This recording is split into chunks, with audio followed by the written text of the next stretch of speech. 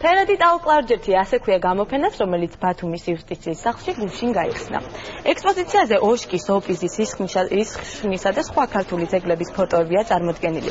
გამოფენილი 60-მდე სურათის ავტორი 1950-1970 წლებში მიუნხენში მოღვაწე ქართველი ემიგრანტი ვანო ქიქოძეა. ექსპოზიციაზე გამოტანილი ნამუშევრები ეროვნულ არქივში დაცული ფოტომასალაა. გამოფენას საერთაშორისო კონფერენცია ტაო-კლარჯეთის ფარგლებში ეწყობა, მისი დათვალიერება კი ყველა მსურველს ბათუმის იუსტიციის სახლში 2 კვირის მანძილზე შეეძლებათ.